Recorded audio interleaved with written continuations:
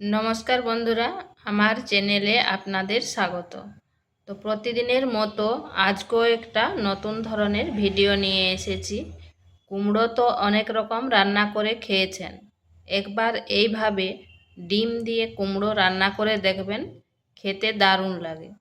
তো চলুন দেখে নেওয়া যাক আমি কিভাবে এই রেসিপিটা রান্না করি। এখানে নিয়েছি মিষ্টি কুমড়ো, এরপর কুমড়োটাকে কেটে নেব।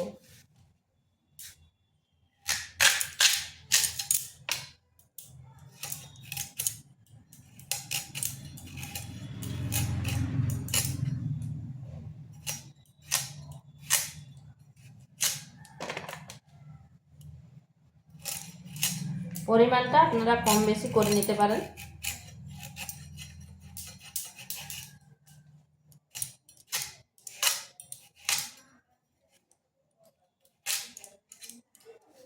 এভাবে কুমড়োটা কেটে নিচ্ছি।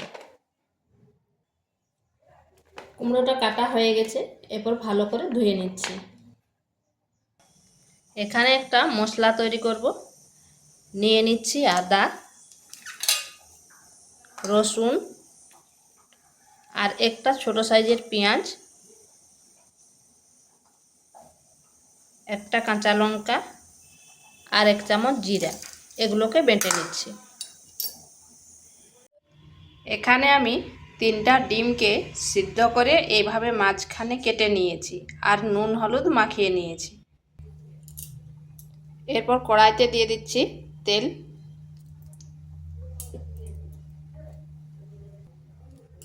তেল গরম হয়ে গেছে, এরপর ডিমগুলোকে একটু ভেজে নেব।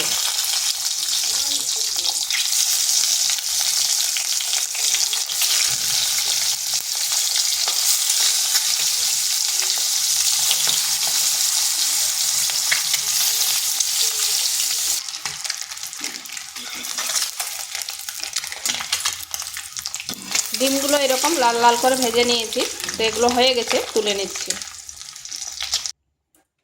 ওই তেলের মধ্যে আর 1 চামচ তেল দিয়ে দিচ্ছি।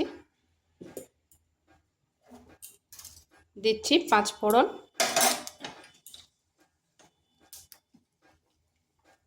একটা ফেটানো শুকনো লঙ্কা, তেজপাতা।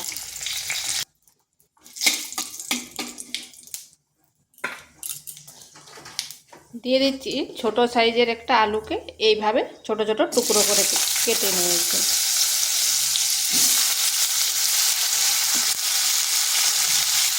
পরিমাণ মতো লবণ।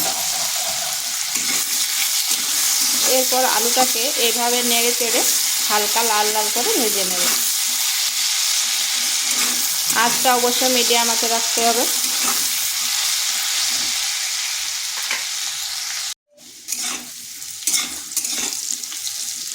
আলুটা হালকা লাল লাল করে ভেজে নিয়েছি। এরপর দিয়ে দিচ্ছি কেটে রাখা কুমড়োগুলো।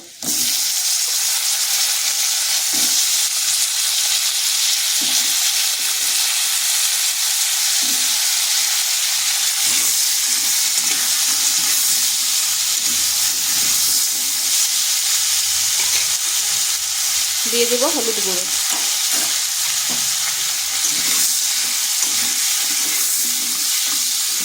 1 থেকে 1.5 মিনিট এইভাবে নেড়ে নিচ্ছি।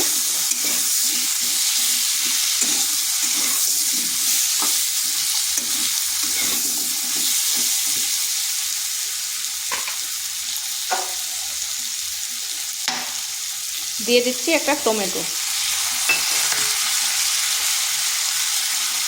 আর বেটে রাখা মশলাটা।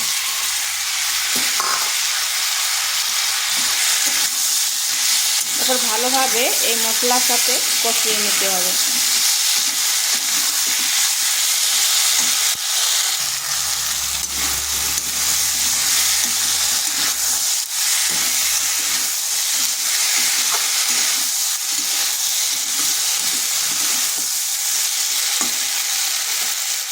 দিয়ে দিচ্ছি লঙ্কার গুঁড়ো। ঝালটা অবশ্যই আন্দাজ করে দিবেন। আর একটু লবণ দিয়ে দিচ্ছি। এটাকে এইভাবে বেশ কিছুক্ষণ কষিয়ে নিতে হবে।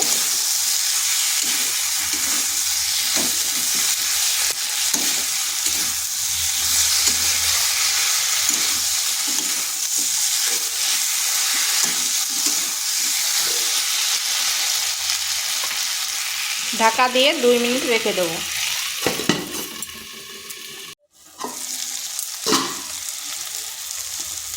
এরপর ঢাকাটা খুলে এইভাবে নেড়ে এটাকে বেশ কিছুক্ষণ ভেজে নিতে হবে।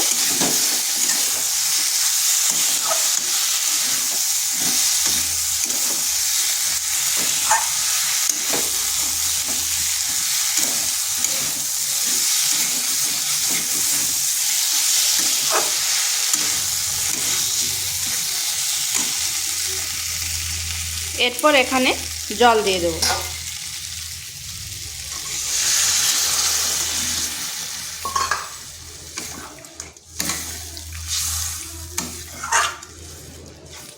চাইলে এখানে একটু চিনি দিতে পারেন, কিন্তু আমি আর চিনি দেবো না। এটাকে ঢাকা দিয়ে 7 থেকে 8 মিনিট রেখে দিচ্ছি।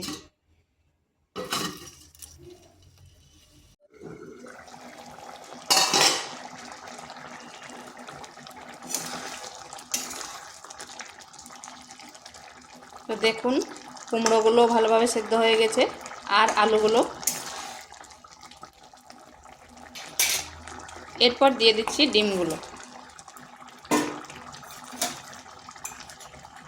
দিয়ে দেব গরম মশলা।